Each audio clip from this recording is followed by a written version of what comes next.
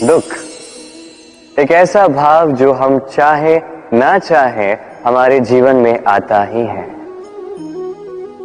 हमारे मन को ठेस पहुंचाता ही है, हमें विचलित कर जाता ही है। कभी सोचा है कि दुख हमारे जीवन में आता क्यों है, कैसे आता है? यदि आप ध्यान से सोचेंगे तो आप पाएंगे कि इस दुख का संबंध परिस्थिति से अधिक मानसिकता से अधिक आसपास के लोगों से, क्योंकि आसपास के लोग ही हैं जो आपके लिए परिस्थिति बनाते हैं, चाहे अच्छी चाहे बुरी। ये आपके आसपास के लोग ही हैं जो आपकी मानसिकता को प्रभावित करते हैं, या तो उसे अच्छा बनाते हैं या तो उसे बुरा बनाते हैं। हमारे जीवन के आधे दुख इसलिए है क्योंकि हमने उनसे आशाएं रखी जिनसे हमें नहीं रखनी चाहिए थी, और आधे दुख इसलिए क्योंकि हमने उन लोगों पर संदेह किया जिन पर हमें संदेह नहीं करना चाहिए था। तात्पर्य ये कि व्यक्ति को पहचानने का प्रयास कीजिए। जिस दिन आप ये समझ जाएंगे कि कौन व्यक्ति सज्जन है और कौन दुर्जन, उस दिन ये दुख आपके जीवन से चल के कहीं दूर चला जाएगा। राधे राधे। कुछ समय पूर्व हमने बात की कि हमें अपने विवेक को जगाकर सज्जनों को और दुर्जनों को पहचानना सीखना होगा। किंतु कैसे पहचान? क्या गुण होते हैं? क्या सज्जन वो जो आस्तिक होते हैं, जो ईश्वर को मानते हैं, जो उनसे भयभीत होते हैं, या दुर्जन वो जो ईश्वर को नहीं मानते, उनसे भयभीत नहीं होते, केवल अपना काम करते हैं? आपको बता दूं कि सज्जन ना तो आस्तिक होते हैं ना ही नास्तिक, वो वास्तविक होते हैं। तो इस वास्तविकता को पहचान और जीवन में केवल और केवल आनंद पाए। आइए मेरे साथ प्रेम से कहें, राधे राधे। त्योहार, उत्सव पर हमारे जीवन में उल्लास भर देते हैं। अब दिवाली का त्योहार आया। कभी आपने सोचा कि ये सारे पर्व, जैसे ये सब पूर्णिमा के दिवस पर आते हैं, जब चंद्रमा आकाश में पूर्णतः सज्ज होता है। तो दिवाली का ये शुभ त्योहार ये आता है अमावस्या के दिवस पर। अमावस्या जिसे हम अशुभ मानते हैं। कभी सोचा है कि क्यों श्री राम ने अमावस्या का दिवस ही चुना होगा अयोध्या पुनः लौटने के लिए? एक दिवस पश्चात या एक दिवस पूर्व भी तो आ सकते थे, क्योंकि वो इस संसार को एक संदेश देना चाहते थे कि मुहूर्त नहीं, कर्म बड़ा। यदि आपके कर्म बड़े हों, शुभ हों, तो अमावस्या की ये रात्रि ये भी दीपों से सज कर दिन बन सकती है। तो मुहूर्त विचारे ना विचारे, चयन आपका है, किंतु अपने कर्म विचारे, ये मेरी मंत्रणा है। राधे राधे। इस वस्त्र को देख रहे हैं आप? इसकी बुनाई, इसकी कढ़ाई, इसकी सज्जा कितनी सुंदर लग रही है, कितना स्वच्छ, कितना सुलझा हुआ है। अब इसे हम तनिक भीतर से देखते हैं।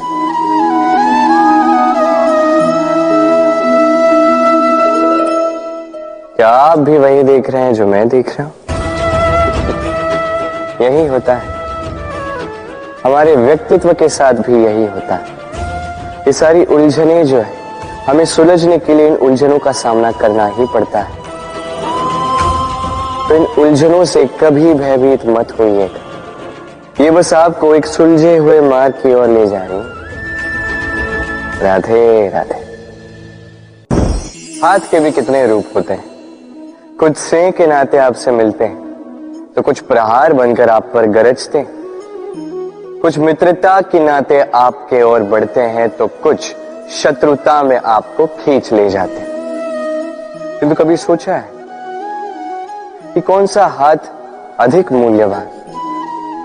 जब आप सफल होते हैं, जब आप शुभ कर्म करते हैं, तब कुछ हाथ आपके लिए तालियां बजाते हैं, और कुछ हाथ ऐसे होते हैं जो आपके कंधे पर रखे जाते हैं जब आप जीवन में सबसे अधिक असफल होते हैं, जब आप टूट जाते हैं। ये तालियां बजाने वाले ये हाथ, आपकी प्रशंसा करने वाले ये हाथ, इससे कहीं अधिक मूल्यवान है वो हाथ जो आपको तब सहारा देते हैं जब आप वो समय व्यतीत कर रहे हैं जो कोई नहीं करना चाहता।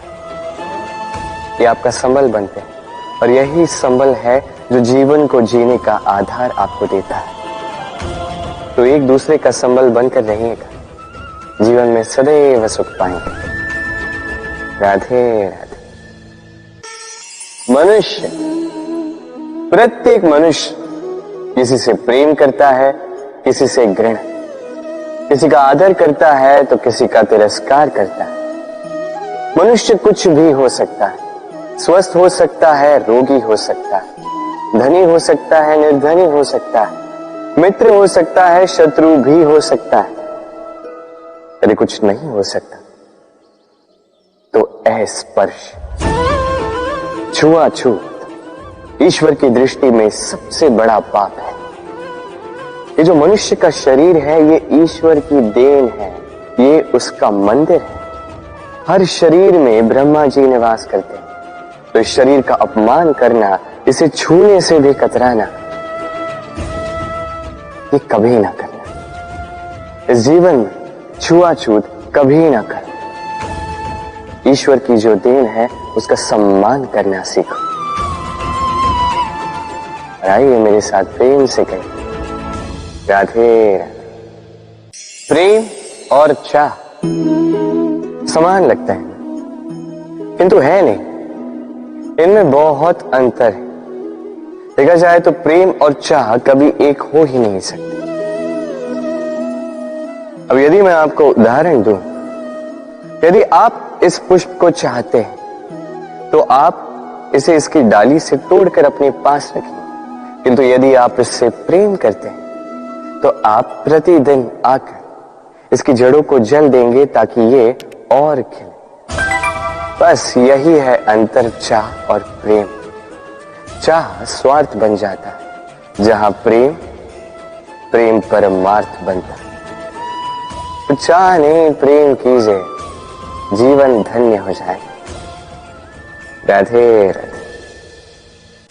कभी किसी बालक को देखा है कितना कुछ घटित होता है उसके जीवन, बालपन से लेके बड़े होने तक असंख्य अनुभवों को अनुभव करता है। कभी गिरता है, कभी चोट खाता है, कभी सीखता है, कभी पीड़ा सहता है तो कभी आनंद के क्षण जीता, किंतु स्मरण रखता है तो केवल आनंद के क्षण। अब तनिक एक बार आपके जीवन के प्रारंभ में झांक के देखिए, आपके बालपन में झांक के देखिए, आप पाएंगे कि अधिकतर स्मृतियां जो आपके मन में हैं वो अच्छे क्षणों की, बुरे क्षणों की नहीं।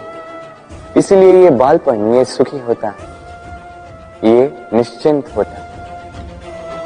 इसलिए आज भी न जाने आप कितने भी बड़े क्यों ना हो जाए, बुरी स्मृतियों को, बुरी यादों को भुलाने का प्रयास कीजिए। एक बार बुरी यादों को भुलाने का अनुभव आपको हो गया तो स्मरण रखिए, कितने भी कठिन कष्ट आपके जीवन में क्यों ना आए, उनका सामना करने में आप सक्षम रहे। राधे राधे। यदि मैं आपसे पूछूं कि इस संसार में सबसे महत्वपूर्ण तत्व कौन सा है, तो आप कहेंगे जल। और बिल्कुल ठीक है, किंतु किस कारण से? इसलिए कि वो हमें जीवन देता है, इसलिए कि वो हमारी प्यास बुझाता है, या इसलिए कि हमारे दैनिक कार्यों से लेकर मरने तक हमारे काम आता है, हर कार्य में हमारी सहायता करता है? नहीं, इसके पीछे एक भाव है जल की प्रकृति। सोचिए, सागर का ये जल सूर्य के ताप को सहकर वाष्पित होता है, फिर ऊपर जाके मेघों में समा जाता है, फिर मेघों के साथ एक लंबी यात्रा तैर कर कहीं पर्वतों से टकराकर वर्षा बनकर इस धरा पर बरसता है। फिर इस धरा के अंग को, इसकी मिट्टी को स्वयं में समा लेता है। मनुष्यों द्वारा, अन्य जीवों द्वारा जो गंदगी फैल चुकी है उसे स्वयं में समा लेता है, और फिर अग्रसर होता है पुनः सागर की ओर। सागर में समा जाता है, किंतु फिर भी पुनः वाष्पित बनते समय उस गंदगी को वहीं छोड़ देता है, उस गंदगी को अपने साथ लेकर नहीं जाता। बस यही जल की प्रकृति है जो उसे महान बनाती है। आप भी अपने जीवन में अपना कर्म कीजिए, महान कर्म कीजिए, पुरुषार्थ कीजिए, किंतु पुरुषार्थ के साथ जो अहम आता है उसे अपने साथ उठने ना दें, उससे परे उठें। आप स्वयं को जल की ही भांति हल्का पाएंगे। राधे राधे। चिंता, सभी कहते हैं चिंता नहीं करनी चाहिए, किंतु चिंता सभी करते हैं। जो वृद्ध व्यक्ति होता है वो अपने अतीत की आज से तुलना करके चिंतित रहता है। जो युवक होता है वो भविष्य के विषय में सोचता है, अपने लक्ष्य को कैसे प्राप्त किया जाए इस विचार में चिंतित रहता है। एक बालक ही है जिसे न भविष्य की चिंता है न भूतकाल का दुख है। और ऐसा क्यों? क्योंकि वो केवल वर्तमान में जीता है और इसीलिए वो सबसे अधिक सुखी है। स्मरण रखिएगा, यदि आप अपने आज पे काम करते हैं, उसमें जीते हैं, उसे ठीक करते हैं, उसे और अच्छा बनाते हैं, तो आपका भूतकाल भी और आपका भविष्य भी अपने आप ठीक हो जाएंगे। आइए मेरे साथ प्रेम से कहें, राधे राधे।